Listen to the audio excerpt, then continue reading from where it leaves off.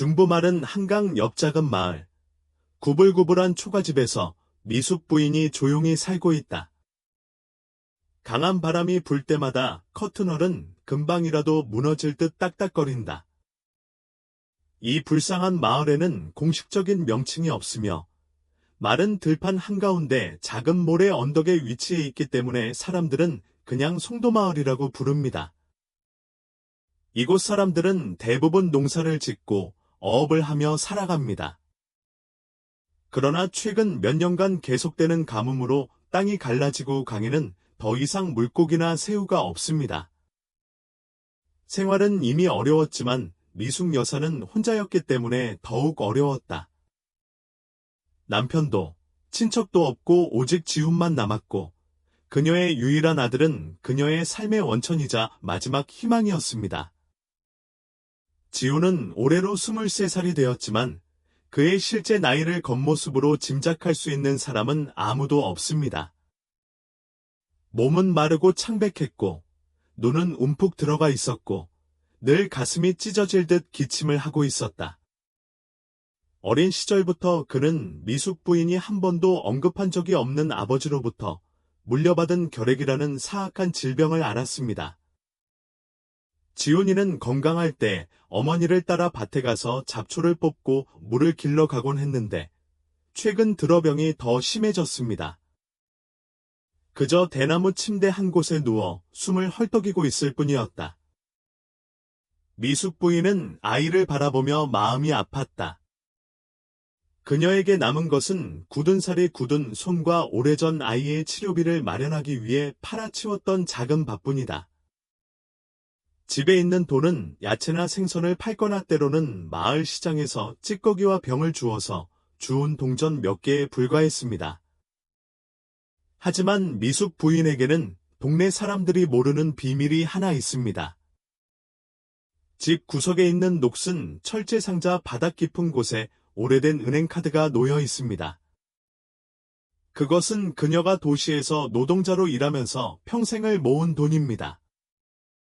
어렸을 때 부모님이 돌아가셨을 때 장례비까지 더하면 총액이 1,000만도 안 됐어요.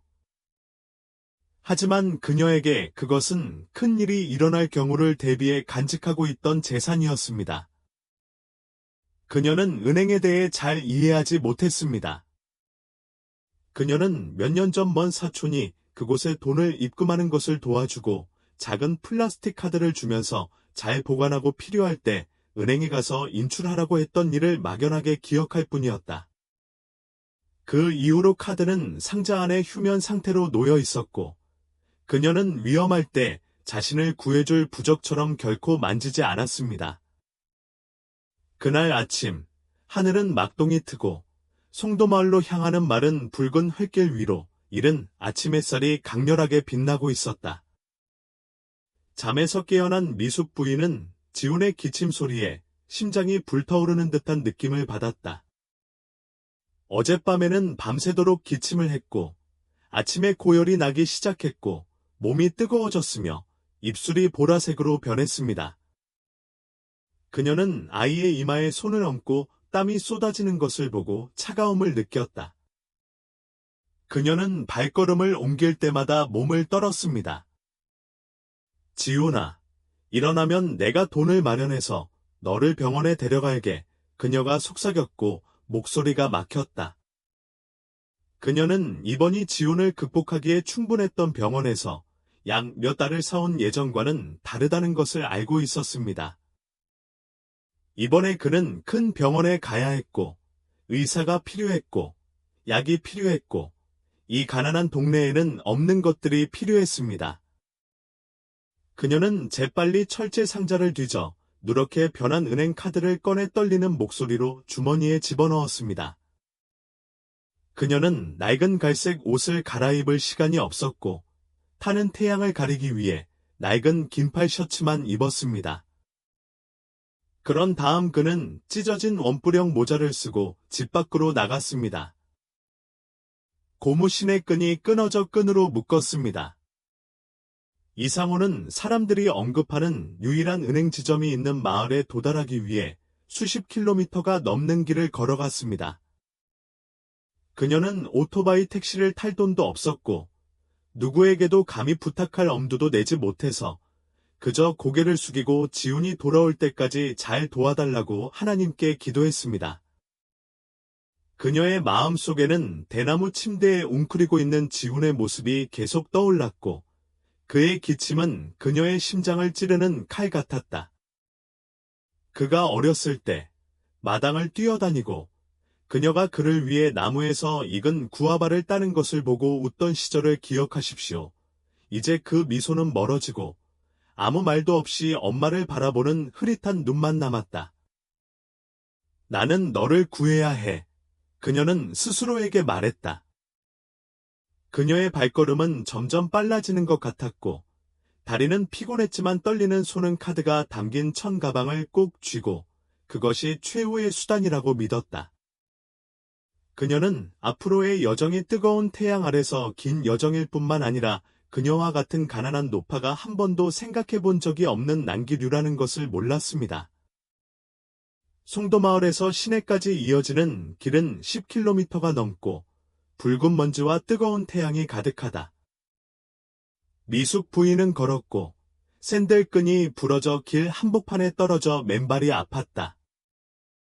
중부 지역의 태양은 뜨거웠고 낡은 갈색 셔츠에는 땀이 흠뻑 젖었지만 그녀는 멈추지 않았습니다. 그녀는 은행카드가 들어있는 천 가방을 손에 꼭 쥐고 지훈을 구하려는 희망이 기다리고 있는 저 멀리 마을을 바라보고 있었다. 도중에 그녀의 다리는 떨리고 배는 고팠지만 아이의 기침 소리가 그녀의 머리에 메아리쳐 계속하라고 재촉했습니다. 먼지가 가득한 오토바이가 지나가고 햇빛 속에서 방황하는 노파를 아무도 눈치채지 못했습니다. 작아질 것 같은 다리를 건넜고 바람이 불고 마른 몸이 흔들렸지만 그녀는 용기를 내어 이를 악물고 앞으로 나아갔다. 점차 은행 건물이 나타나고 하얀 벽이 눈에 띄고 막연한 걱정에도 불구하고 그녀의 눈은 희망으로 빛났다. 그녀는 그곳에 도착했을 때 무엇을 해야 할지 몰랐습니다. 그녀는 자신의 카드를 보여주면 돈을 받을 것이라는 것을 알고 있었습니다. 그녀는 가방을 꽉 쥐고 더 빠르게 걸었다. 예상외로 폭풍우가 기다리고 있습니다. 미숙 씨는 이미 해가 떴을 때 은행에 도착했습니다. 바깥의 무더위는 그녀의 마음속의 답답함에 비하면 아무것도 아닌 것처럼 보였습니다. 반짝이는 유리창이 달린 흰색 건물이 그녀의 눈앞에 나타났지만 그녀에게는 그곳은 마치 이상한 세계 같았다. 그녀는 붉은 먼지로 뒤덮인 맨발, 낡은 천 가방을 움켜쥐고 떨리는 손으로 머뭇거리며 문 앞에 서 있었습니다. 사람들은 들락날락거리고 있었고 모두들 깔끔한 옷을 입고 반짝이는 신발을 신고 있었기 때문에 그녀는 문득 낯설게 느껴졌습니다. 그녀는 심호흡을 하고 용기를 내어 문을 밀고 들어섰다. 챙이 찢어진 원뿔형 모자가 여전히 그의 머리에 있습니다. 시원한 은행 안에는 윙윙거리는 에어컨 소리와 고객들의 나지막한 수다 소리가 뒤섞여 있었다.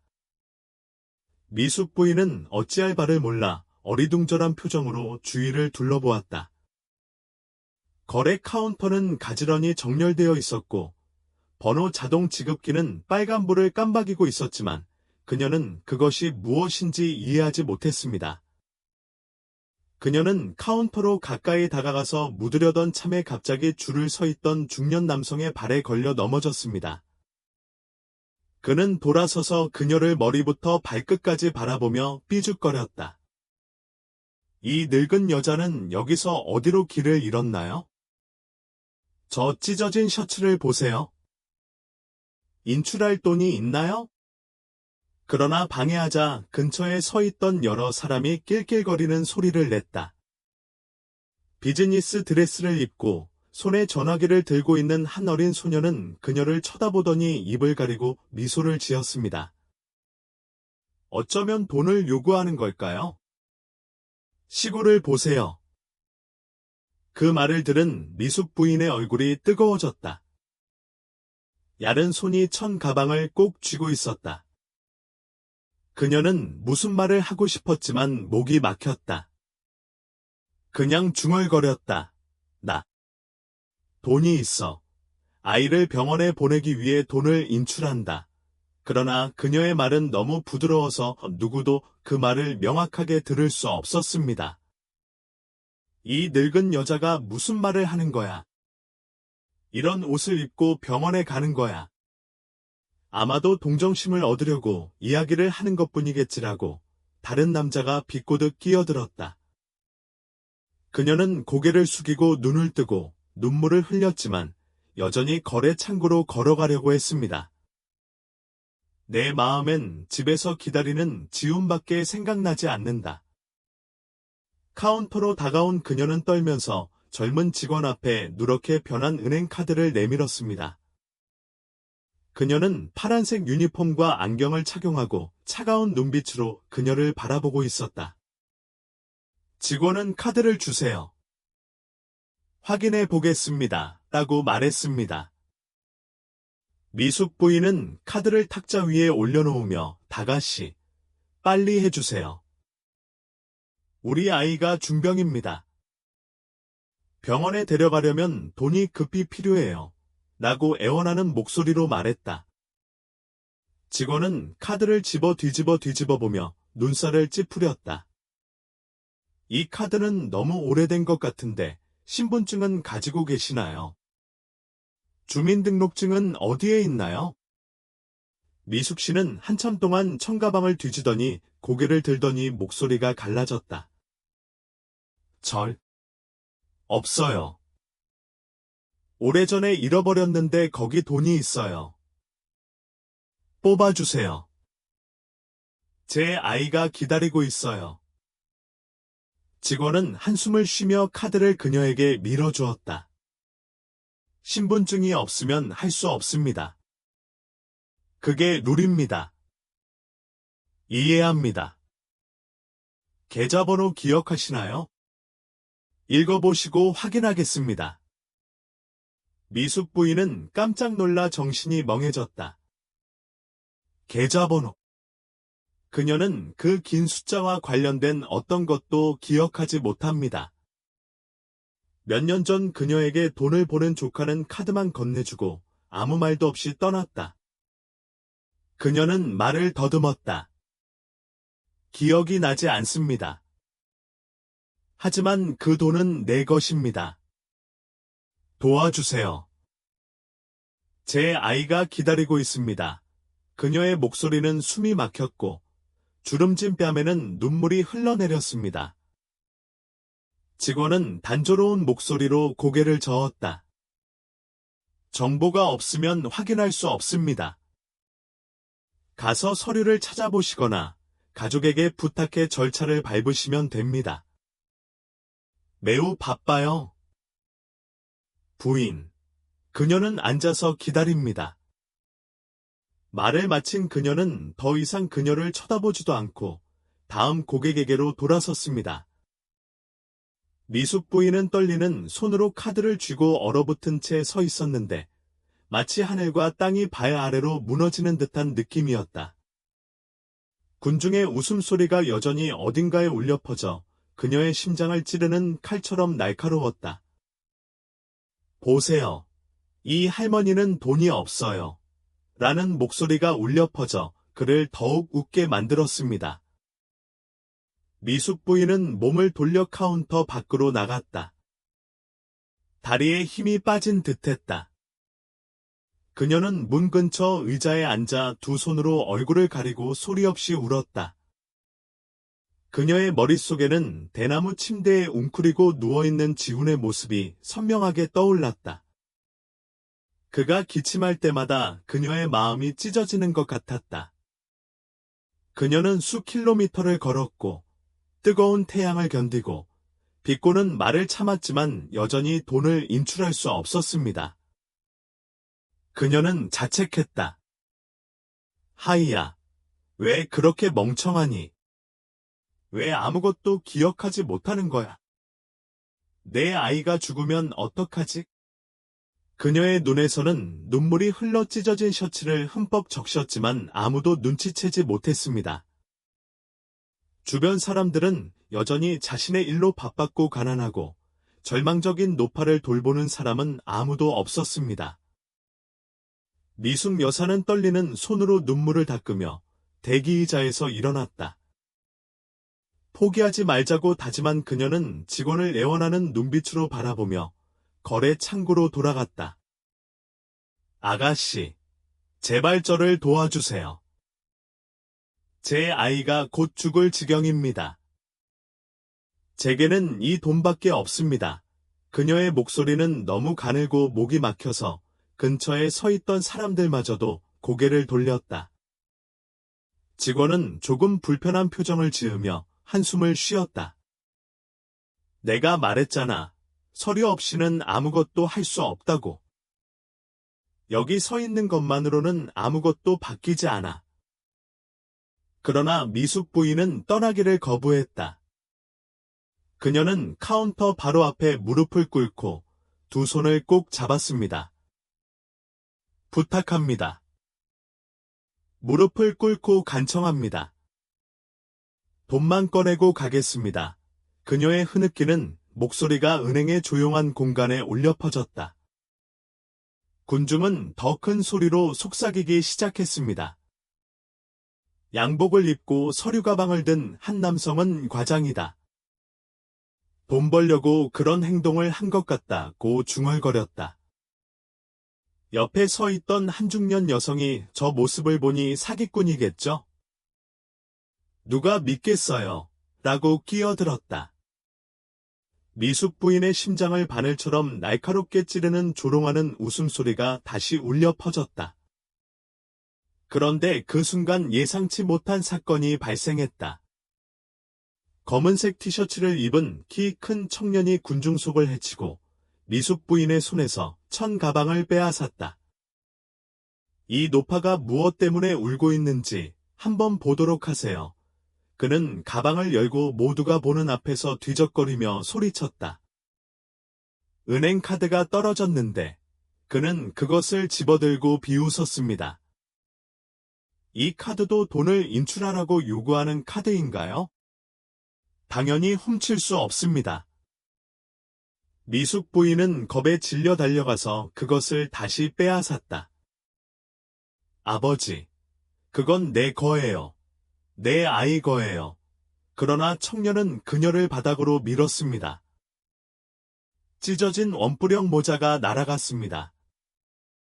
군중은 잠시 침묵했다가 다시 이야기를 시작했다. 봐요. 진짜 사기인 게 틀림없어요. 미숙 여사는 다가와 그의 다리를 껴안고 부탁합니다. 저를 내버려 두십시오. 우리 아이는 죽을 것입니다. 라고 울부짖었습니다. 청년은 그녀를 노려보며 카드를 땅에 던지려던 순간 은행 경비원이 앞으로 나서며 뭐가 그렇게 시끄러워? 이리 내놔. 라고 소리쳤다. 그는 마지못해 카드를 경비병의 손에 던지고 여전히 욕설을 중얼거리며 떠났다. 엄숙한 표정의 중년 남성 경비원은 바닥에 누워있는 미숙 부인을 바라보며 몸을 굽혀 그녀를 일으켜 세웠다. 일어나. 무슨 일인지 좀 보자. 미숙 여사는 지훈의 팔을 끌어안고 떨리는 목소리로 지훈의 이야기, 카드에 적힌 돈이 마지막 희망이라는 이야기를 들려주었다. 경비원은 듣고 한숨을 쉬고 직원에게 카드를 넘겨 확인했습니다. 줌 이 아줌마, 정말 미안해요. 직원은 눈살을 찌푸렸지만 서류도 없이 어떻게 확인할 수 있었나요? 경비원은 격이 관리인을 불러 영원히 무릎을 꿇게 놔둬야 하지 않느냐고 소리쳤다. 몇 분 뒤, 양복을 입은 남자가 자세를 취한 채 안쪽 방에서 걸어 나왔다. 바로 은행 경영입니다. 그는 혼란스러운 현장을 바라보며 미숙 여사에게 무슨 일이 일어나고 있는지 명확하게 설명해 주실 수 있나요? 라고 물었다. 미숙 여사는 우리 아이가 심각하게 아프다. 카드에 돈이 있는데 번호가 기억나지 않는다. 며 목소리가 갈라진 채 울부짖었다. 서류도 없이 관리자는 눈살을 찌푸리며 카드를 집어본 뒤 직원에게 이렇게 말했습니다. 시스템에서 이 카드가 누구의 이름으로 등록되어 있는지 확인하세요. 직원은 잠시 키보드를 두드린 뒤 찾아보며 김미숙이라는 이름이 있는데 일치하는 주민등록번호가 없어 확인할 수 없다고 말했다. 그 말을 들은 미숙 부인은 마음이 심연에 빠진 것 같았습니다. 그녀는 다시 무릎을 꿇고 매니저에게 저는 김미숙입니다. 평생 모은 돈입니다. 제 아이를 살려주세요라고 간청했습니다. 매니저는 곰곰이 생각한 뒤 증명해줄 사람이 있나요? 친척, 이웃 등이 있나요? 라고 물었다. 미숙 여사는 고개를 저으며 눈물을 흘렸다. 나에겐 지훈밖에 없는데 지금 그 사람은 누워서 죽기를 기다리고 있다. 갑자기 은행 분위기가 무거워졌습니다. 몇 사람이 동정의 목소리를 내기 시작했지만 저쪽에서는 여전히 웃음소리가 들려왔다. 그 순간 새로운 상황이 모든 것을 엉망으로 만들었습니다. 매니저의 전화가 울렸다. 그 말을 들은 그의 표정이 바뀌더니 경비원을 향해 이렇게 말했습니다. 방금 누군가가 카드를 분실했다고 신고했는데 일련 번호가 이 카드와 일치합니다. 군중들은 함성을 질렀고 의심스러운 눈이 미숙 부인에게 쏠렸다. 그녀는 당황했습니다. 아니요. 이 카드는 제 것이 아닙니다. 제가 훔친 것이 아닙니다.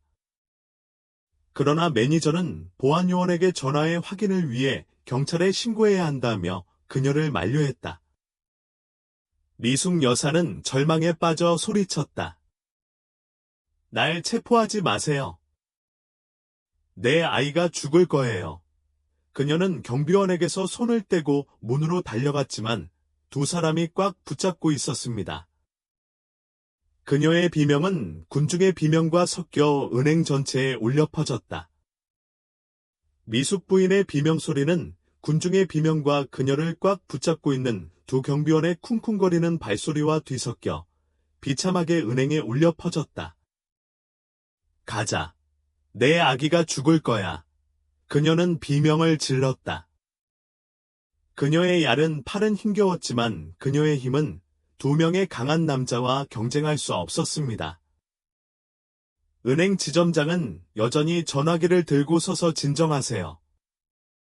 이 카드가 당신 것이 아니라면 심각한 문제입니다. 경찰이 즉시 출동할 것입니다. 라고 차가운 표정으로 말했습니다. 주변의 군중이 떠들썩했고 어떤 사람은 손가락질했고 어떤 사람은 휴대폰으로 동영상을 찍기도 했습니다. 속삭임은 점점 더 커졌다.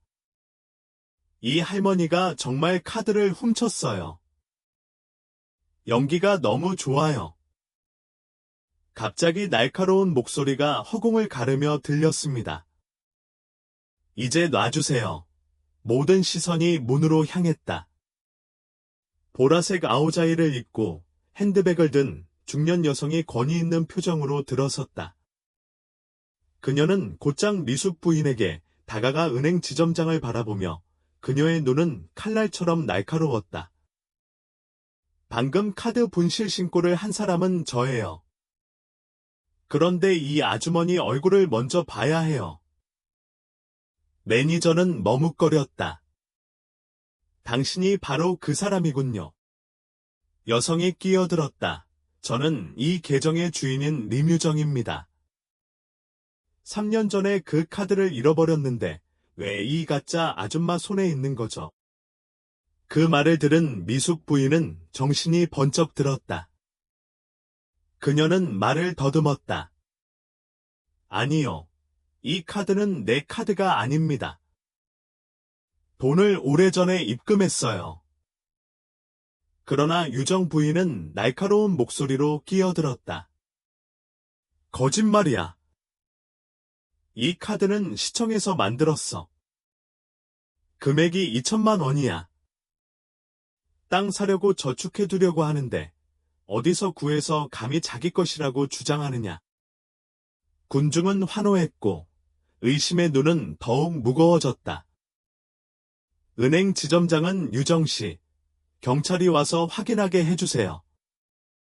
즉시 잔액을 확인하겠습니다. 라고 끼어들었습니다. 그는 직원에게 이 계좌에 돈이 얼마나 남아있는지 확인하세요. 라고 말했습니다. 키보드를 두드린 직원은 몇 초 후 떨리는 목소리로 고개를 들었다. 예, 이 계좌에는 현재 정확히 20만 개가 남아 있습니다. 잠시 동안 은행의 침묵이 감돌더니 속삭임이 폭발했다. 유정 부인은 눈을 굴렸습니다. 어떻게 그럴 수가 있지? 내 돈이 어디 있지? 미숙 부인은 아니. 내 돈이 거의 1,000만 달러인데 왜 아직도 20만 달러가 있지? 라는 말을 듣고 충격을 받았습니다. 그녀는 머리를 잡고 흐느껴 울었습니다. 누가 내 돈을 가져갔나요? 내 아이가 죽었거든요. 그 순간 새로운 상황이 모든 것을 더욱 혼란스럽게 만들었습니다. 은행 문이 열리자 낡은 셔츠를 입은 마른 청년이 헐떡거리며 들어왔다. 미수, 지훈 씨가 위독합니다. 빨리 집에 오세요. 군중은 그를 돌아보았다. 바로 미숙 부인을 돕기 위해 자주 왔다 갔다 하는 이웃 소년 민수입니다. 미숙 부인은 멍하니 듣고 있다가 갑자기 경비병의 손을 떼고 민수에게 달려갔다. 우리 아이는 잘 있나요? 아직 살아있나요? 민수는 눈물을 뚝뚝 흘리며 피를 토해 병원에 데려갔지만 돈이 없어 받아주지 않았다고 말했다. 미숙 부인은 유정 부인 앞에 무릎을 꿇고 돌아서서 소리쳤다. 부인, 카드라면 제 아이를 구할 수 있도록 돈을 돌려주세요. 그러나 유정 부인은 차가운 목소리로 뒤로 물러섰다. 내 돈이 없어졌으니 더 이상 돈을 얻으려고 하지 마세요. 매니저는 침착하게 끼어들었다. 경찰에 전화했어요. 경찰이 누가 옳고 누가 그른지 밝혀줄 겁니다. 그러나 미숙 부인은 더 이상 아무 소리도 듣지 못했습니다. 그녀는 문 밖으로 달려가며 울부짖었다. 아기가 있는 집에 가야 해요. 경비원이 그녀를 쫓아가려 했지만 민수는 은화죠. 그녀는 아무것도 훔치지 않았어. 라고 소리쳤다. 은행을 떠나기 전 문밖에서 경찰차가 요란한 소리를 냈다. 경찰관 2명이 들어섰다. 한 사람은 김미숙이 누구냐? 가만히 있어. 라고 소리쳤다. 미숙 부인은 다리가 휘어지며 당황했다. 민수는 서둘러 그녀를 도왔다. 당신은 도둑질한 게 아니니 두려워하지 마세요. 그러나 경찰이 다가와 그녀의 손을 잡았다. 당신은 재산을 강탈한 혐의를 받고 있습니다. 우리를 따라 역으로 가세요. 미숙 부인은 나는 훔친 게 아니다. 놔줘. 내 아이가 죽을 거야. 라고 울부짖었다. 그녀의 울음소리가 은행의 소음을 압도했습니다. 그 순간 새로운 세부사항이 모두를 놀라게 했습니다. 은행 직원은 창고에서 잠깐 카드 이력을 찾아보니 5년 전 소액 입금이 2건 있었는데 유정씨 계좌와 일치하지 않는다고 소리쳤다. 매니저는 돌아서서 눈을 굴렸다. 무슨 말이야? 직원은 떨렸다. 동일한 시리즈의 카드가 2장 있을 수도 있고 시스템 오류이거나 누군가 위조했을 수도 있습니다. 군중은 환호했고 유정 부인은 얼굴이 창백해졌고 미숙 부인은 절망에 빠졌다. 은행 밖에서는 여전히 경찰차의 사이렌이 시끄럽게 울려 퍼졌다. 트레이딩 룸의 분위기는 기타 줄처럼 긴장되었습니다. 미숙 씨는 경찰관 2명에게 꼭 붙잡힌 채 가느다란 손을 떨며 눈물로 흐려진 눈으로 민수를 바라보며 미숙 씨는 훔친 게 아니니 놓아주세요. 라고 소리쳤다. 군중이 속삭였다. 유정 부인은 얼굴이 창백한 채 구석에 서 있었다. 은행 지점장은 직원에게 같은 시리즈의 카드가 무슨 문제인지 명확하게 설명해 주실 수 있나요? 라고 소리쳤다. 직원은 여전히 키보드 위에서 손을 떨며 말을 더듬었다. 네. 은행의 기존 시스템에 오류가 있었습니다. 5년 전과 동일한 1년 번호의 카드가 몇 장 있었습니다. 미숙 씨의 카드는 유정 씨의 고액 계좌와 달리 거스름돈 입금 이력이 있습니다. 이 카드는 진짜일지도 모르지만 착각입니다. 매니저는 경찰관에게 잠깐만 기다려주세요. 확인하겠습니다. 라고 말했습니다. 그는 직원들에게 좀 더 면밀히 조사하라고 지시하는 동시에 중앙지부에 전화를 걸었다. 한편 미숙 여사는 내 카드라면 돈 줘. 내 아이가 죽을 거야 라고 흐느껴 울었다. 경찰은 한숨을 쉬며 그녀의 손을 놓았습니다. 앉으세요. 맞다면 아무도 당신을 체포하지 않을 것입니다. 민수는 미숙 여사를 의자에 앉히며 눈물을 닦으며 말했다. 집에 가서 지훈이 어떤지 볼게요. 몇 분이 지났고 매니저의 전화벨 소리가 묵직한 분위기를 깨뜨렸다. 그는 듣고 나서 고개를 끄덕이며 군중을 향해 김미숙 씨의 카드는 진짜입니다. 5년 전 낡은 거래 창구를 통해 보낸 계좌에 거의 $10,000가 있습니다. 유정 씨의 카드는 시스템 오류로 인해 같은 계열의 다른 계좌입니다. 미숙 씨의 돈은 여전히 거기에 있으며 아무도 인출하지 않았습니다. 라고 확인했습니다. 군중은 환호했고 유정 여사는 얼굴을 숙인 채 뒤로 물러섰다.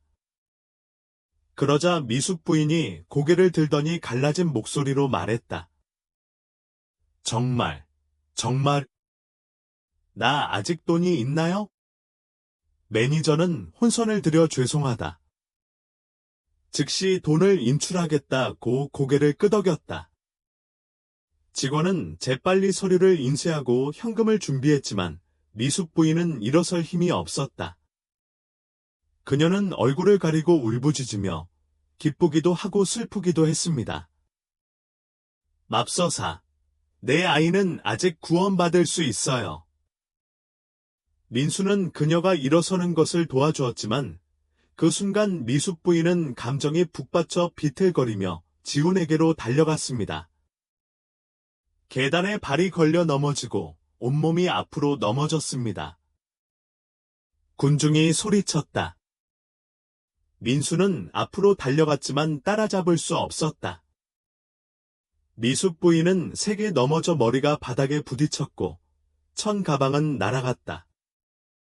그 순간 강한 손이 뻗어 미숙 부인을 기절 직전 끌어당겼다. 심플한 흰색 셔츠를 입은 50세 정도의 중년 남성이었다. 이마부터 왼쪽 뺨까지 이어지는 긴 흉터가 있는 각진 얼굴. 그는 몸을 굽혔고 목소리는 낮았습니다. 부인, 괜찮으세요? 미숙 부인은 정신이 번쩍 들며 눈을 떴지만 남자의 얼굴을 보자 갑자기 멈춰섰다. 그의 눈, 흉터, 그리고 그가 걱정할 때 눈살을 찌푸리는 모습은 모두 그녀에게 먼 기억을 불러일으키는 것 같았다. 남자도 깜짝 놀라 그녀를 보더니 갑자기 송도마을에 있는 미숙 씨, 당신인가요? 라고 소리쳤다. 미숙 부인은 어리둥절해하며 목소리가 약했다. 당신은 누구요? 어떻게 나를 아시나요? 그는 그녀의 손을 잡고 눈을 붉혔다. 저는 큰 소년입니다. 제가 어렸을 때 한강에 빠진 저를 당신이 구해주셨죠. 기억하시나요? 제가 나무에 얼굴을 맞아 이런 상처가 생겼습니다. 그 말을 들은 미숙 부인은 눈물을 글썽이며 오빠, 그때 그 애가 맙서사, 아직도 살아있구나 라고 말했다. 그녀는 몸을 떨며 그의 얼굴에 있는 흉터를 만졌습니다. 40여 년 전 강가에서 빨래를 하던 미숙 여사는 살려달라는 외침을 듣고 추억이 밀려왔다. 10세쯤 된 소년이 물에 휩쓸려 개울 한가운데서 몸부림을 치고 있었습니다. 그녀는 강한 조류에도 불구하고 달려가서 소년을 해안으로 끌어당겼습니다. 그는 나뭇가지에 얼굴을 맞아 피를 많이 흘렸지만 아직 살아있습니다. 그 후 소년의 가족은 다른 곳으로 이사했습니다. 그녀는 더 이상 소식이 없습니다. 이제 그녀 앞에는 이제 어른이 된 자지가 감사한 눈으로 서 있는 그 남자가 있었습니다. 대연은 미숙 부인을 앉히도록 도와주었고 그의 목소리는 목이 메어 말했다. 당신이 내 생명을 구해주셨네요. 몇 년 동안 당신을 찾았지만 찾지 못했어요.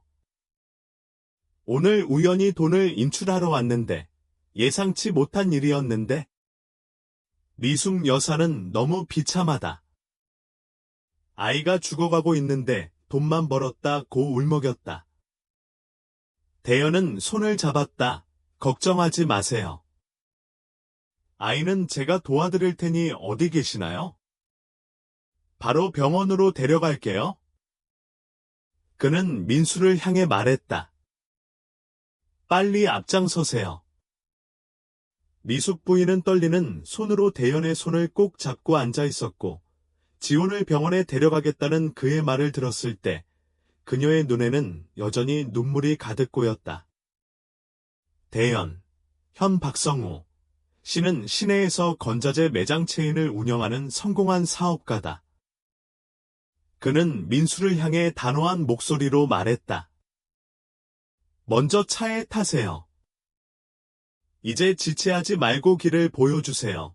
그는 미숙 부인을 일어서게 도와주고 재빨리 걸어나갔고 은행 앞에 반짝이는 검은색 차가 주차되어 있었습니다. 은행에 모인 군중은 놀라서 지켜보았고 어떤 사람들은 속삭였습니다. 이렇게 부자인 사람이 누구인지 저 노파는 어떻게 그를 알죠? 차량은 고급스러운 인테리어와 은은한 가죽향이 돋보이는 신형 SUV입니다. 덩치 큰 남자가 문을 열고 미숙 부인을 뒷좌석에 앉히고 민수는 앞좌석에 앉았다. 미숙 부인은 이렇게 푹신하고 시원한 곳에 앉아본 적이 없어서 어리둥절해하며 박성호 선생님, 감히 귀찮게 할 수가 없습니다. 라고 중얼거렸습니다. 그러나 큰 아이가 끼어들었습니다. 그렇게 말하지 마세요. 과거에 저를 구해주지 않으셨다면 오늘의 저는 없었을 것입니다. 이제 제가 보답할 때입니다. 그가 가속 페달을 밟자 차가 속도를 내며 호기심 많은 군중을 남겨두고 떠났습니다. 송도마을로 돌아가는 길, 운전을 하던 대연이 민수에게 지금 지우는 어디 있어? 어느 병원이냐고 물었다. 민수는 숨가쁘게 대답했다. 네, 면 진료소인데 기계가 없어서 도립병원으로 데려가야 한다고 하더군요. 대연은 팩미러를 통해 미숙 부인을 바라보며 고개를 끄덕였다. 걱정하지 마세요. 지훈을 최고의 병원으로 데려갈 테니 돈은 저한테 맡겨주세요. 그 말을 들은 미숙 부인은 다시 눈물을 흘렸습니다. 맙서사, 너무 친절하시네요. 평생 감사하겠습니다. 차는 먼지가 사방으로 흩날리는 울퉁불퉁한 붉은 흙길을 달렸지만 대연은 속도를 늦추지 않았다. 그는 옛날 장난꾸러기 소년이었을 때 미숙 부인이 강으로 달려가 물을 짜서 그를 물가로 끌어당기던 나를 기억했습니다. 당시 칠흑머리의 젊은 여성은 낯선 아이를 구하기 위해 위험에 개의치 않았다. 그의 가족이 도시로 이주한 후 그는 자라서 정착하여 부자가 되었습니다. 하지만 미숙 부인에 대한 기억은 한 번도 사라지지 않았습니다. 그는 그녀를 찾기 위해 송도마을로 여러 번 찾아갔지만 그녀가 가난하게 살았다는 말을 들으며 여기저기서 정확히 아는 사람은 없었다. 이제 그녀를 다시 보니 그녀의 수척한 모습을 보니 그의 마음은 지옥처럼 아팠다. 코뮌 진료소에 도착한 그 장면은 세 사람 모두를 어리둥절하게 만들었다. 지호는 낡은 철제 침대에 누워 있었는데 몸은 야위었고 입술은 보라색이었고 가슴은 약한 리듬으로 오르락내리락했다. 근처에 서 있던 간호사가 고개를 저었다. 결핵이 너무 심해요. 제 나이에 장비도 부족해요. 당장 데려가야 해요? 미숙 여사는 서둘러 아이를 안고 흐느껴 울었다. 지훈아, 엄마야, 일어나라. 대연이 들어와 별말 없이 지훈을 품에 안았다. 키가 크지만 그의 움직임은 약한 청년을 다치게 할까 두려워하는 듯 부드럽다. 그냥 놔둬. 지금 차에 타. 그는 민수와 미숙 부인에게 명령을 내렸다. 차는 다시 속도를 내어 이번에는 30km 이상 떨어진 지방병원으로 곧장 향했습니다. 차 안에서 미숙 부인은 지훈을 껴안고 앉아 있었고 그의 머리는 어깨에 기댄 채 숨이 거칠어졌다. 대연은 불처럼 뜨거운 기분으로 거울을 바라보며 운전을 하고 있었다. 그는 전화를 받아 곧바로 도립병원 소생과장인 친구에게 전화를 걸어 안녕하세요 하 선생님. 저 왔어요. 응급실 준비하세요. 위독한 결핵 환자를 모시고 갑니다. 오라고 말했다. 전화의 다른 쪽 끝은 재빨리 대답했습니다. 알겠습니다. 그냥 오세요. 제가 모든 것을 처리하겠습니다. 길이 멀고 움푹 들어간 곳으로 차가 흔들리지만 대연은 속도를 늦추지 않는다. 그는 미숙 부인에게 이렇게 말했습니다. 두려워하지 마세요. 제가 모든 일을 처리했습니다. 지호는 구원받을 것입니다. 미숙 여사는 눈물을 흘리며 고개를 끄덕였다. 박성호 선생님, 어떻게 감사해야 할지 모르겠습니다. 대연은 그런 말 하지 마세요라고 가볍게 웃었다. 지훈이가 더 나아져서 행복하게 살았으면 좋겠어요. 그래서 나는 만족한다. 하지만 그의 마음속에는 막연한 걱정이 솟아올랐다. 지훈은 너무 약해. 과연 시간 내에 해낼 수 있을까? 병원 근처에는 갑자기 비가 쏟아져 시야가 흐려졌다. 대연은 와이퍼를 켜고 운전대를 꽉 쥐고 눈을 긴장시켜 도로를 바라봤다. 지훈이 갑자기 심하게 기침을 했고 입에서 피가 뿜어져 나와 미숙 부인의 셔츠를 빨갛게 물들였습니다.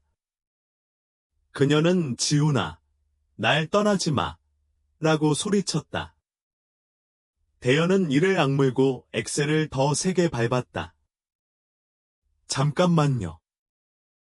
거의 다 왔어요.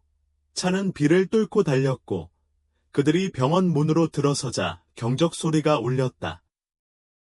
차가 멈췄고 간호사팀이 구급차 들것을 기다리고 있었습니다. 대연은 지훈을 데리고 나와 그들에게 건넸다. 서둘러. 지금 저장해. 미숙 부인은 맨발이 젖어 그녀를 따라 달려갔지만 대연의 눈은 여전히 희망으로 빛났다. 그는 비에 옷이 흠뻑 젖은 채 그곳에 서서 자신의 생명을 구해준 은인의 아들이라는 이유로 한 번도 만난 적 없는 청년을 위해 묵묵히 기도했다. 지훈을 태운 들것은 간호팀에 의해 급히 응급실로 밀려 들어갔다. 병원 바닥을 빠르게 굴러가는 바퀴 소리가 미숙 부인의 마음을 찌르는 듯했다. 그녀는 비에 젖은 맨발을 들고 달려가며 지훈아 일어나라 엄마 왔어 라고 외쳤다. 대연은 셔츠가 비에 흠뻑 젖은 채 빠르게 그 옆으로 걸어갔지만 눈빛은 굳건했다. 응급실 문이 닫히자 한 간호사가 돌아서며 진지한 목소리로 말했다. 가족들이 여기서 기다리고 있습니다. 상태가 매우 심각합니다. 미숙 부인은 두 손으로 가슴을 움켜쥐고 빗물과 섞인 눈물을 흘리며 조용히 문 앞에 서 있었다. 대연은 그녀를 의자에 부드럽게 앉히도록 도와줬다. 앉아라. 내가 물어볼 게 접수처로 가서 가장 먼저 전화했던 환자 김현우 의사를 만났다. 김현우 의사는 긴장된 얼굴로 밖으로 나갔다. 박성호 씨, 시간 맞춰 왔어요. 환자는 중증 폐결핵, 심각하게 손상된 폐, 흉막 삼출, 호흡 부전 징후를 갖고 있습니다. 긴급 수술을 받아야 합니다. 그렇지 않으면 오늘 밤 생존할 수 없습니다. 대연은 최선을 다해라. 필요한 게 있으면 내가 알아서 해줄게라고 고개를 끄덕였다. 김현우 의사는 이 수술은 복잡하고 현대적인 기계와 최고의 팀이 필요하다. 수술 후 약품을 제외하면 초기 비용이 최소 2억 원이 든다. 가족들은 준비됐나? 라고 한숨을 쉬었다. 대연은 미숙 부인을 돌아보며 그녀가 방금 은행에서 인출한 $10,000에 가까운 돈이 들어있는 천 가방을 들고 있는 것을 보았습니다. 그는 방금 들었던 엄청난 숫자 앞에 돈의 양이 모래알과 다를 바 없다는 것을 알고 있었습니다. 미숙 부인은 막연하게 듣고 떨면서 앞으로 걸어갔다. 선생님, 수술비는 얼마예요? 김현우 의사는 시역, 추가 비용 제외라고 거듭 말했다. 이 말을 들은 미숙 부인은 벼락을 맞은 듯한 기분이 들었습니다. 그녀의 다리는 바닥으로 무너졌고 그녀의 손은 머리를 잡고 비명을 질렀습니다. 맙서사, 2억 달러. 평생 팔 수도 있지만 갖고 싶지 않다면 내 아이가 죽을 거예요. 그녀는 대연을 향해 무릎을 꿇고 눈물을 흘렸다. 박성호 선생님, 제게는 1,000만이 있습니다. 제 아이를 살려주세요. 부탁드립니다. 그녀의 울음소리는 유정복도 전체에 울려 퍼졌고 주변 사람들은 뒤를 돌아보며 안타까움을 느꼈다. 대연은 재빨리 그녀를 일으켜 세웠고 낮지만 단호한 목소리로 그러지 마세요. 내가 다 책임지겠다고 약속했어요. 2억이든 뭐든 지훈이 살아있든 상관없어요. 당신이 내 생명을 구했으니 이제 내가 당신의 아이를 구하고 있으니 더 이상 울지 마세요. 그는 김현우 의사에게 지금 당장 수술 준비 중이니까 돈은 바로 드릴게요. 최선을 다하세요라고 말했다. 김현우 의사는 알겠습니다. 믿습니다. 수술실로 가겠습니다. 수술은 선생님이 맡아주세요라고 고개를 끄덕였다. 그러나 폭풍은 멈추지 않았습니다. 한 행정직원이 종이 한 장을 들고 앞으로 나왔다. 환자의 가족 김지훈은 누구입니까? 수술 전 동의서에 서명하고 돈을 내야 한다는 것이 원칙입니다. 미숙 부인은 당황했고 펜을 쥐고 있는 손이 떨리고 있었지만 무엇에 서명해야 할지 몰랐다. 대연은 서류를 받아 보증란에 이름을 서명한 뒤 전화기를 들고 조수에게 전화했다. 안녕하세요, 나. 급히 도립병원 계좌로 2억 이체하세요. 번호 바로 보내드릴 테니 빨리 하세요. 불과 몇 분 뒤 확인 문자를 받은 행정직원은 이렇게 빨리 옮겨놨어. 라며 대연을 올려다보며 놀랐다. 대연은 날겠습니다. 환자분은 바로 수술에 들어가겠습니다. 라고 웃었다. 미숙 여사는 대연을 끌어안고 흐느껴 울었다. 맙소사, 당신은 우리 엄마와 나의 구원자인데 어떻게 보답해야 할지 모르겠습니다. 대연은 그녀의 어깨를 두드리며 눈을 붉혔다. 그렇게 말하지 마세요. 저는 그냥 해야 할 일을 하고 있을 뿐입니다. 이제 지훈이 무사히 통과할 수 있도록 하나님께 기도하세요.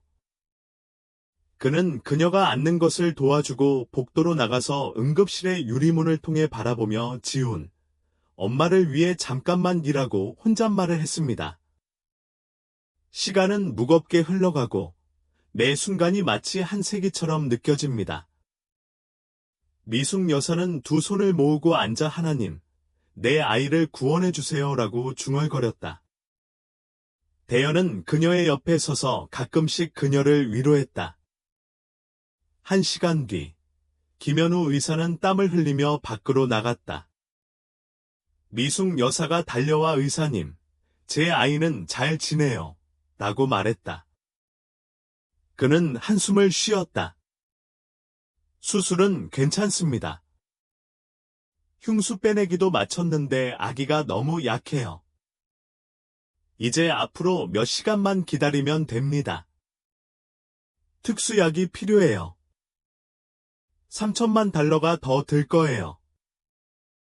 미숙 부인은 그 말을 듣고 얼굴에 피가 하나도 남지 않았지만 대연은 곧바로 좋은 약만 쓰세요. 돈은 제가 다 할게요 라고 말했다. 그는 미숙 부인을 돌아보며 부드럽게 미소 지었다. 걱정하지 마세요. 저는 여기 있어요. 지호는 괜찮을 거예요.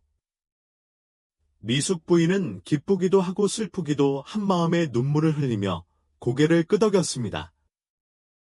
대연은 침착한 표정으로 거기 서 있었다. 하지만 그는 지훈의 전쟁이 아직 끝나지 않았다는 것을 마음속으로 알고 있었습니다. 응급실 문은 굳게 닫혀 있었고 내부의 기계음이 꾸준히 울려 퍼졌지만 병원 복도 밖은 무거운 침묵뿐이었다. 미숙 여사는 대기 의자에 웅크린 채 두 손을 모으고 끊임없이 기도했다. 하나님, 내 아이를 축복해 주세요. 내 아이가 너무 고생하고 있어요. 그녀의 눈물은 말라버렸고 목구멍에서는 마른 흐느낌만 흘러나왔다. 대연은 그의 옆에 서서 주머니에 손을 넣은 채 빗물이 가득 찬 창문 너머로 먼 곳을 바라보고 있었다. 김현우 의사의 요청에 따라 전문 의료비로 3천만 원을 더 송금했지만 여전히 불안했다. 지호는 너무 약해서 살아남지 못할까 두려웠어요. 시간은 천천히 흘러갔고 매 순간이 영원히 지속되는 것 같았습니다. 대연은 이따금 시계를 보더니 미숙 부인의 어깨를 두드리며 말했다. 아줌마, 보세요. 김현우 박사님이 아주 좋으세요. 지훈 씨는 괜찮을 거예요. 미숙 여사는 약한 목소리로 고개를 끄덕였다. 저는 당신을 믿습니다. 박성호 씨, 당신이 없으면 저와 어머니는 어찌할 바를 모르겠습니다. 대연은 살짝 미소를 지었지만 그 미소에도 걱정은 감출 수 없었다. 그는 처음부터 사업을 시작해 거의 파산할 뻔했던 힘든 시절을 회상했지만 이를 이겨냈다. 그리고 이제 그는 자신에게 오늘까지 살 수 있는 기회를 준 미숙 부인을 돕기 위해 자신이 가진 모든 것을 사용하고 싶어 한다. 응급실 문이 열리고 김현우 의사가 밖으로 나오며 마스크를 벗고 이마에 땀이 흘러내렸다. 미숙 부인은 떨리는 목소리로 달려왔습니다. 박사님, 저는 어떻습니까? 그 사람 살아있나요? 김현우 의사는 땀을 닦고 그녀를 바라보더니 대연을 돌아보며 수술이 잘 됐다. 삼출액도 안정되고 폐출혈도 멈췄고 특수약도 효과가 나타나기 시작했다고 말했다. 그러나 그는 멈추고 한숨을 쉬었다. 당황한 미숙 여사. 그런데 우리 아이는 괜찮나요? 김현우 의사는 닭이는 위험에서 벗어났으나 폐 손상이 너무 심해 장기간의 회복과 추가 치료가 필요하다 하며 합병증이 있으면 비용은 말할 것도 없이 수억 원에 이를 수 있다고 말했다. 미숙 부인은 가슴을 움켜쥐고 거의 쓰러질 뻔하며 듣기를 마쳤다. 수억이 더 있는데 어디서 구할 수 있나요? 그녀는 절망에 눈을 뜨며 중얼거렸다. 그러나 대연은 즉시 자신의 목소리를 내는 회사인 그녀를 지지했다. 걱정하지 마세요. 내가 말했잖아요. 무슨 일이 있어도 걱정할 거예요. 지호는 살아야 해요. 아이 잃지 않게 할게요. 그는 김현우 의사에게 치료를 계속하시면 바로 송금해드리겠습니다. 내일 필요한 일이 있으면 전화주세요. 라고 말했다. 김현우 의사는 정말 좋은 분이다. 아기가 소생했으니 가족들이 방문하면 된다고 고개를 끄덕였다. 미숙 씨는 대연의 도움을 받아 회복실로 들어갔다. 지우는 눈을 감고 누워 있었고 얼굴은 창백했지만 호흡은 더욱 고르게 이루어졌습니다. 주변의 기계들이 윙윙거리고 그의 손에서는 유체라인이 엉키고 있었습니다. 미숙 여사는 침대 옆에 앉아 아이의 손을 잡고 흐느껴 울었다. 지훈아, 살아있어. 하늘과 땅에 감사하다. 대연은 뒤에 서서 그 광경을 지켜보며 가슴이 뭉클했다. 그는 다시 나가서 남조수를 불러 병원으로 이송할 1억을 더 준비했다. 내일 아침 생존자에 대한 회사의 투자를 생각해 보세요. 그날 밤 미숙 부인은 잠도 안 자고 지훈 옆에 앉았습니다. 대연은 음식 봉지와 도시락, 물 한 병을 가져와 옆에 놓아줬다. 할머니, 조금만 드세요. 아프지 마세요. 지훈이가 필요해요. 미숙 여사는 그를 바라보며 눈물을 흘렸다. 박성호 선생님, 어떻게 보답해야 할지 모르겠습니다. 당신은 저와 제 인생 전체를 주셨습니다. 대연은 손을 흔들었다. 그렇게 말하지 마세요. 지훈이 좀 나아졌으면 좋겠어요. 그것만으로도 당신이 행복하게 살 수 있을 거예요. 쉬세요. 제가 옆에 있어요. 다음 날 아침, 병원 창문에 첫 햇살이 비치자 간호사 한 명이 들어왔다. 미숙 씨, 지훈 씨는 깨어나셨지만 아직 몸이 많이 약하십니다. 엄마에게 전화를 드립니다. 미숙 여사는 벌떡 일어나 달려가 아이를 안고 울며 웃었다. 지훈아, 살아 있었구나. 지훈은 눈을 뜨고 속삭였다. 엄마, 너무 피곤해요. 대연은 옆에 서서 위를 보세요. 건강 잘 챙겨드릴게요. 라고 웃었다. 그런데 그 순간 김현우 의사가 진지한 얼굴로 들어왔다. 박성호야, 방금 새로운 검사 결과를 봤다. 지훈이 결핵뿐 아니라 혈액감염 증세까지 보여 치료 방법을 바꿔야 한다. 비용이 또 올랐다. 5천만 원 정도 더 올랐다. 미숙 부인은 듣기를 마치고 손을 내리고 대연을 향해 말했다. 박성호 선생님, 저는... 그러나 그는 그녀를 방해했다. 아무 말도 하지 마세요. 제가 감당할 수 있어요. 김현우 그냥 하세요.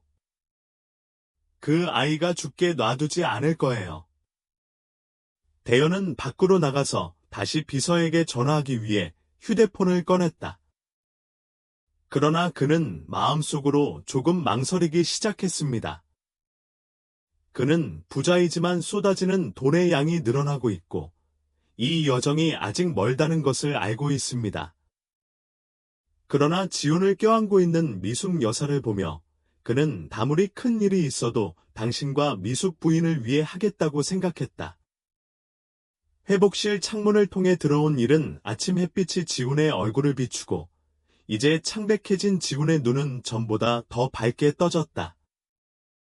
미숙 부인은 침대 옆에 앉아 아이의 손을 꼭 잡고 며칠 동안 눈물만 흘리던 그녀의 입가에 보기 드문 미소를 지었다.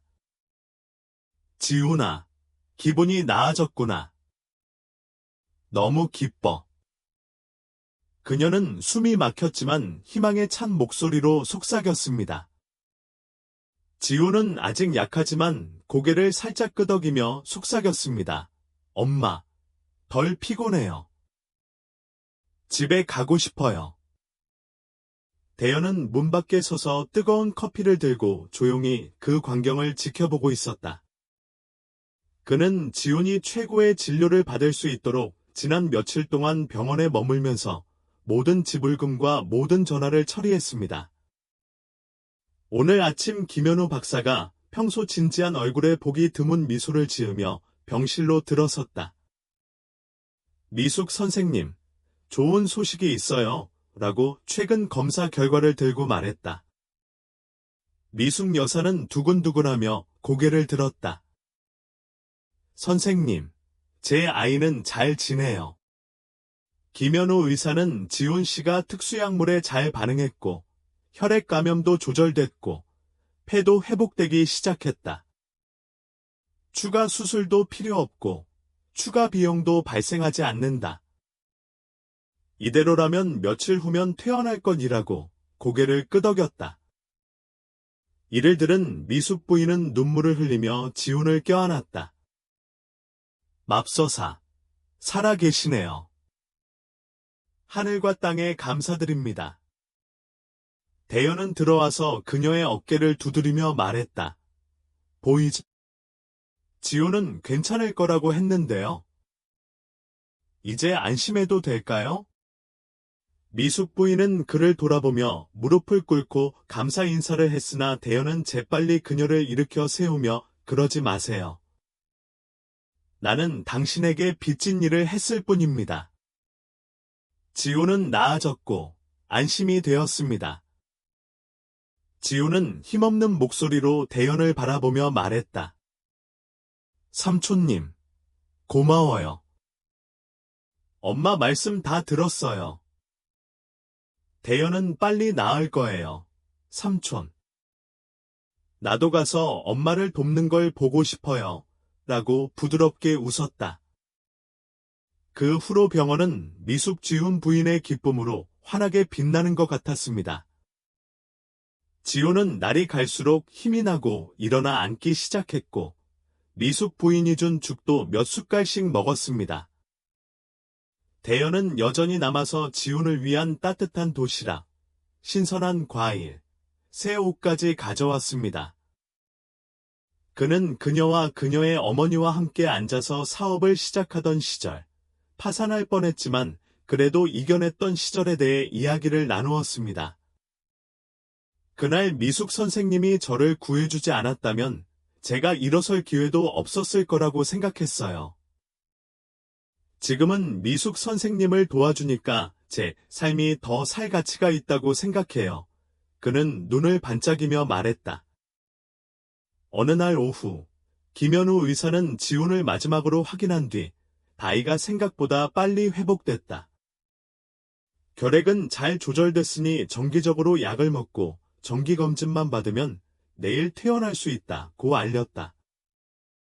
이 말을 들은 미숙 부인은 아이를 꼭 안고 울며 웃었다. 지훈아, 이제 나랑 같이 집에 가도 돼. 대현은 그 옆에 서서 웃으며 좋다. 너랑 내 엄마를 집까지 데려다 줄게라고 웃었다. 병원에서의 마지막 밤, 미숙 부인은 지훈 옆에 앉아 어린 시절 이야기를 나누며 송도마을을 뛰어다니면서 잠을 이루지 못했다. 대현은 복도에 앉아 유정에게 남 보좌관을 불렀다. 내일은 밥, 식용유 등을 준비해서 송도마을로 미숙 부인께 보내주세요.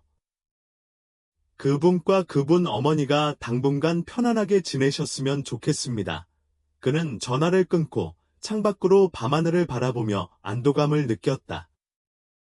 3억이 넘는 돈을 썼지만 지훈이 다시 살아나고 미숙 부인이 다시 미소를 찾는 기쁨에 비하면 그에게는 아무것도 아니었다. 다음 날 아침, 막 해가 떴을 때 대연은 미숙 부인과 그녀의 어머니를 병원에서 데리고 나갔다. 지훈은 어머니의 어깨에 기댄 채 뒷좌석에 앉아 얼굴이 훨씬 더 발갛게 달아올랐다. 미숙 여사는 아이를 안고 대연을 바라보며 박성호 선생님, 어떻게 감사해야 할지 모르겠습니다. 당신은 저와 제 인생 전체를 주셨습니다. 대연은 그렇게 말하지 마세요. 아직도 송도마을에 가서 밥 먹으러 가고 싶어요. 지훈이 건강하면 좋아요. 라고 크게 웃었다.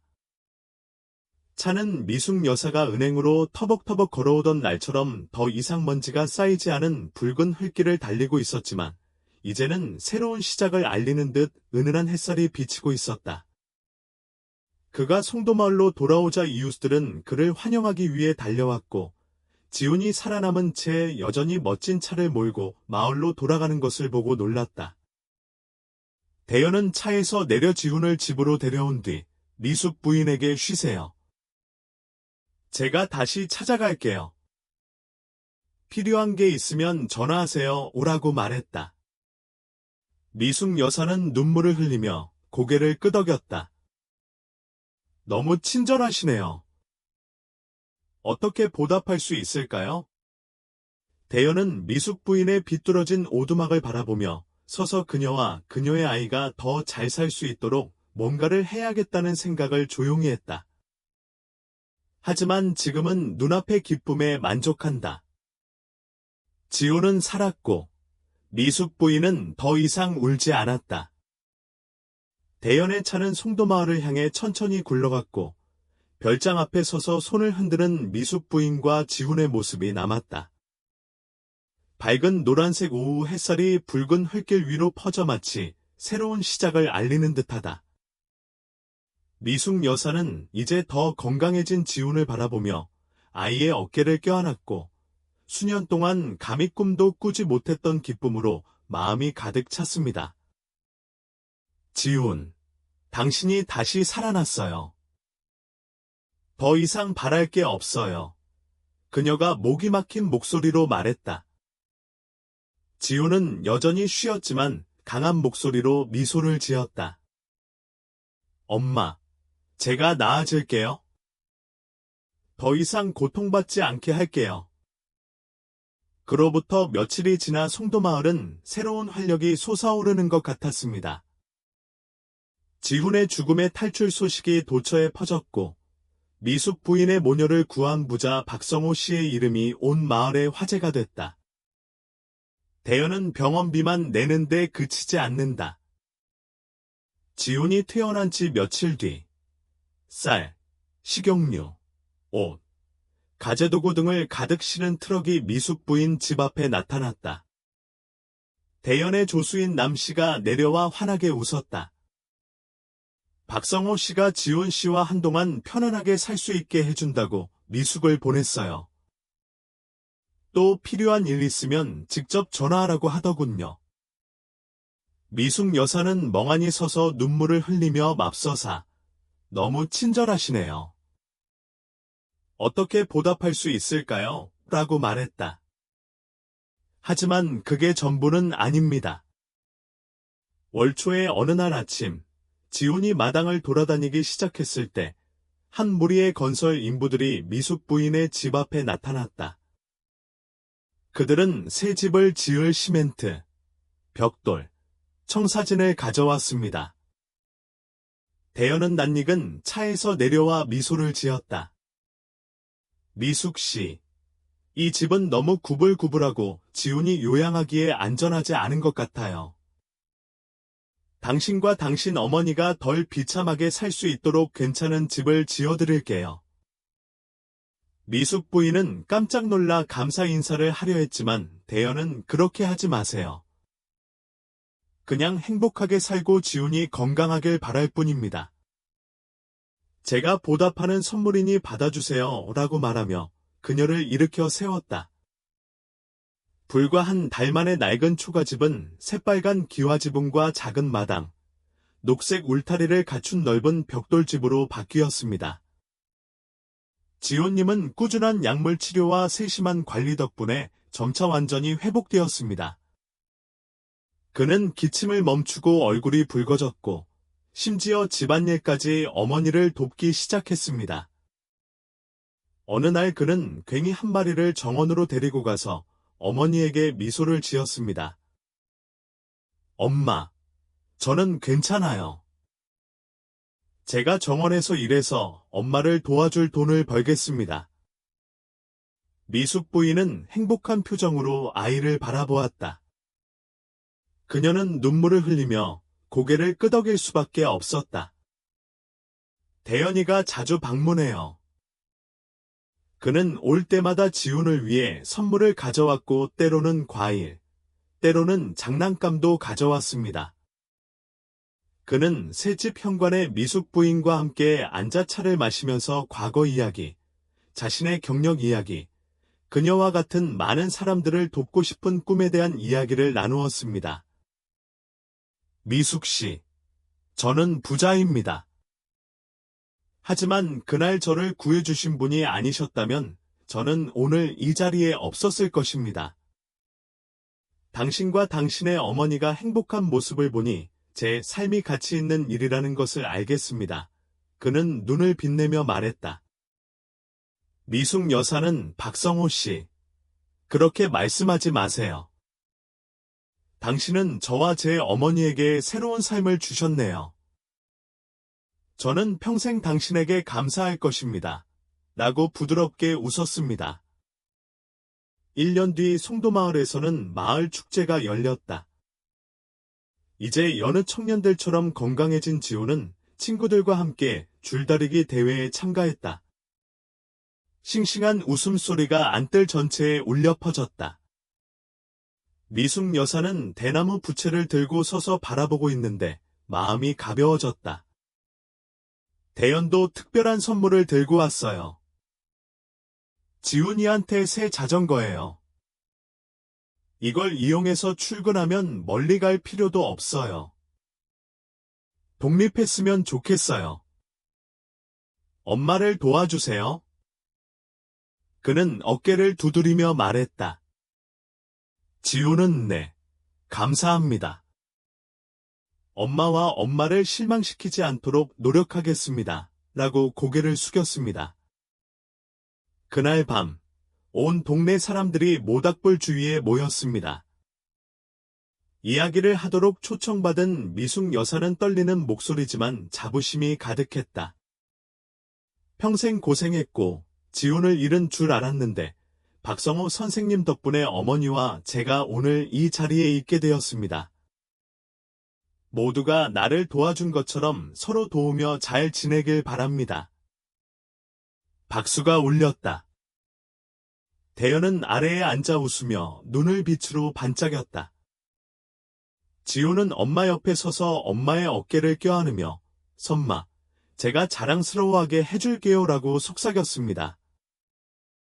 멀리 떨어져 있는 미숙 부인과 대연 유정의 이야기는 작은 동네의 감사와 인간 사랑에 대한 교훈이 되었습니다. 대연은 시골의 가난한 사람들을 돕기 위해 미숙 부인의 이름을 딴 작은 자선 기금을 설립했습니다. 그는 종종 그녀와 그녀의 어머니를 방문하기 위해 돌아왔습니다. 올 때마다 지훈이 건강하게 자라는 모습과 미숙 부인이 새 집에서 평화롭게 살아가는 모습을 볼 수 있었다. 한 번은 베란다에 앉아 미숙 부인이 요리하는 모습을 지켜보며 큰 소리로 웃었다. 미숙 부인, 이제 당신이 해준 밥을 제가 먹을 수 있겠군요. 시내 식당보다 훨씬 맛있습니다. 미숙 부인은 그냥 오세요. 제가 평생 요리해드릴게요 라고 웃으며 대답했다. 미숙 여사와 자녀들의 삶은 이제 평화롭고 행복한 나날들이다. 지론 씨는 마을 근처 목재 공장에 가서 돈을 벌어 어머니를 돕고 미숙 씨는 닭을 키우며 이웃들과 행복하게 살았다. 대연은 바쁜 와중에도 여전히 송도마을을 제2의 집처럼 여긴다. 그는 미숙 부인을 만날 때마다 나에게 잘 살아야 할 이유를 주시는 분이다. 감사하다고 말한다. 미숙 여사는 박성호 씨, 감사합니다라고 미소를 지었다. 새빨간 노을빛 아래 송도마을은 평화롭고 웃음소리가 메아리친다. 가난과 절망으로 시작된 이야기는 인간의 사랑과 완전한 행복으로 끝났습니다.